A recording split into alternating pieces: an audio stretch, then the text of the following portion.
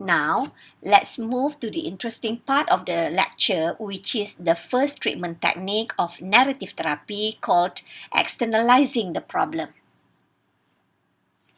Externalizing the problem is a technique used in narrative therapy to help clients separate themselves from their problems.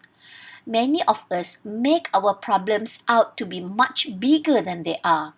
Realize or not, most of us blow our problems out of proportion. Instead of recognizing them as fleeting moments or just temporary, we let them define and control us. Externalizing the problem helps us gain a better perspective rather than personalizing it or taking it personally. Clients in therapy are able to separate themselves from the problem at hand. It helps clients come to see that they are not the problem. The problem is the problem.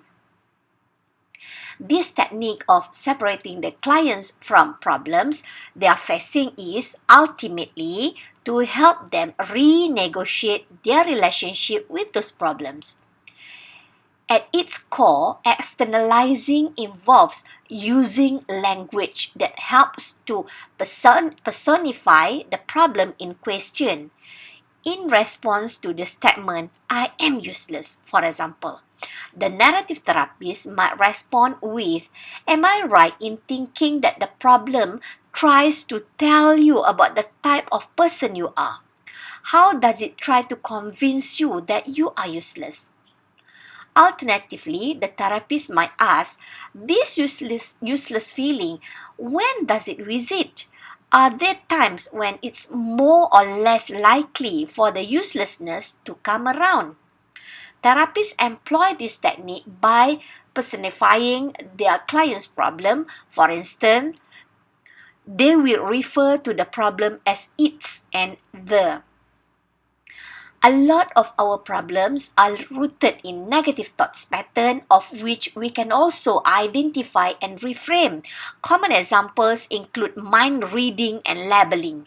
It's important that we all understand and acknowledge our negative thoughts and put in the work to replace them with more positive thoughts. A lot of the negative reactions, such as "I am useless," being a prime example, are rooted in our negative thinking patterns. These negative thinking patterns, also known as cognitive distortions, play a major role in our amplifying our problems. Consider this.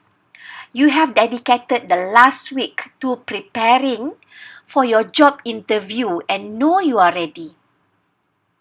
But when you are asked a basic question about the company, you totally blank. The rest of the interview couldn't have gone better. Still, all you can think about is when you use paste. "I am completely useless," you think to yourself. You engage in a cognitive distortion called all or nothing thinking, in which you see everything as either black or white. Your performance was short and perfect, so you called yourself a failure. Now, instead of beating yourself up about your little mishap, you could have focused on everything you did well while acknowledging there was a little hiccup. This is a more accurate depiction, and if you had taken that route over the former, you'd been feeling a whole lot better about yourself.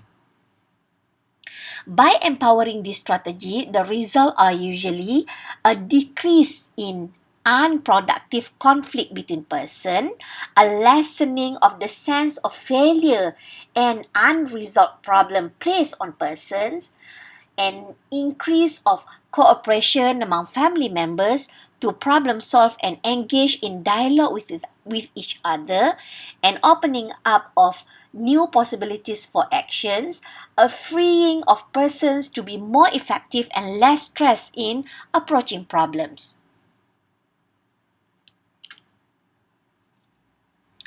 The second treatment technique of the narrative therapy is examining the influence or effect of the problem on the person. The goal of asking how a problem has influenced a person is to increase the person's awareness and objectivity. The third treatment technique in narrative therapy is examining influence or effect of the person on the problem. By doing this, it makes them increasingly aware of their response to a problem. It is also help them realize their strengths or potential in facing such a situation.